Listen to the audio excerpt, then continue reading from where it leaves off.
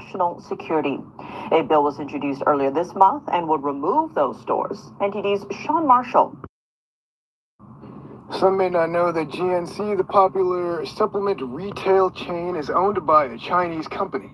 Ultimately, under the control of the Chinese Communist Party, the company operates over 80 stores on American military bases. Senators Tom Cotton, Rick Scott, and Ted Budd are introducing a bill that would ban GNC and other stores controlled by China and other hostile regimes from operating on U.S. military bases. Congressman Pat Harrigan introduced companion legislation in the House of Representatives. Let me be clear. A foreign adversary has a physical, ongoing presence on our military installations. They're expressing concern that GNC operates with almost no oversight, has access to data on military personnel, and answers directly to a hostile foreign regime. This is not just about names and addresses. It's about behaviors, patterns, and vulnerabilities. The Chinese government has the tools they need to build detailed, individualized profiles on our troops, tracking habits, routines, deployment cycles, and even psychological flags. Everything a hostile intelligence service needs to start shaping a target. GNC used to be American-owned and was founded in 1935. It grew from a single store in Pittsburgh into a national chain until filing for bankruptcy in 2020. At that point, it was acquired by China's state-run Harbin Pharmaceutical Group. That's why I've introduced the Military Installation Retail Security Act of 2025.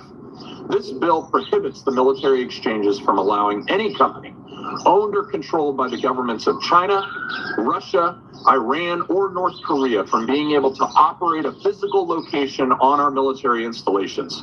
It terminates existing contracts with companies that lied about who they really are, and it slams shut the legal loopholes that allowed this threat to take root in the first place. GNC currently operates through long-term contracts with several military exchanges. Senator Ted Budd's website states that at North Carolina's Fort Bragg, GNC operates several storefronts, serving almost 54,000 troops, who make up nearly 10% of the U.S. Army alone. Sean Marshall, NTD News. Coming up, Defense Secretary Pete Hegseth says the U.S. is working to end Chinese influence in Panama. Details on the Chinese footprint in Panama he saw during his visit. We flew by their cranes in that port, antennas all over them. What are those used to do? Both the U.S. and China are trying to boost their relationships with Vietnam. What are the two world powers doing to woo this Asian country as trade tensions ramp up? Plus, more on the nation's strategic importance. And the tariff war between the U.S. and China. Are manufacturers in China already feeling its impacts? And what is the head of the Chinese regime's goal amid visits with China's neighbors? More on that after the break here on China in Focus.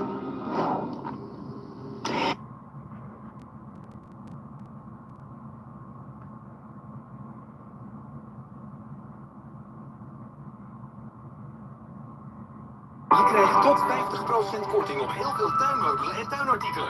Yes, Scandinavian Sleeping and Living. Ondernemers zien hier een outdoor gym.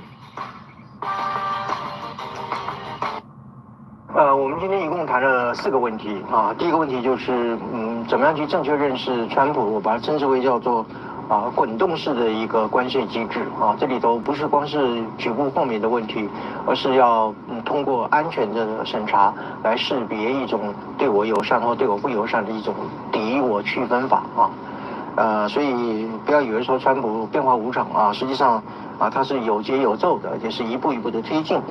那么第二个问题，我们谈到说，那中共怎么样去反制美国嘛？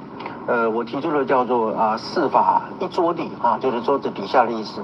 4法呢，一精神胜利法，第二个呢叫做灭民惩凶法第三个叫做甩锅卸责法，另外还有一个就是拉帮结党法习近平出访东南亚，就是一方面怎么样想把不能输往美国的市场倾销到东南亚国家，一方面又想联合东南亚，特别是越南这些国家联合来对抗美国川普跟美国都没有这么傻那么最后还有一个我们谈的一个问题就是关于台湾对于这个美国谈判的一个策略，我把它归结为叫一区三链两禁制。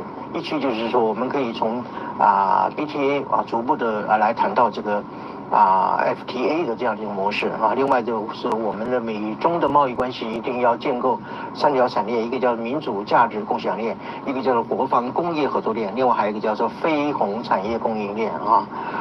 那么所谓的禁止的话，我们绝对要去避免替中国吸产地啊，不要去做这个美国极力要去对中共进行这种贸易封锁的情况之下，反而使台湾成为一个破口。为什么？因为中台之间的这个贸易关税逆差有差距到100%左右嘛另外一方面的话就是禁止要管制我们的高端晶片的出口无论如何，我们的这个先进的这个晶片本身是我们的护国的筹码所以我们允直节中有理有节，在美台的关系当中里面，我们走向一个深远化、永续化和坚若磐石化的这样的局面来发展。各位支持新闻大破解的朋友们，大家好！我们即将在6月份举办线下精英专场活动，掌握川普2.0趋势变局。欢迎您请帮我们填写说明栏中的问卷，让我们可以知道您对我们举办活动的意向。感谢大家。喂。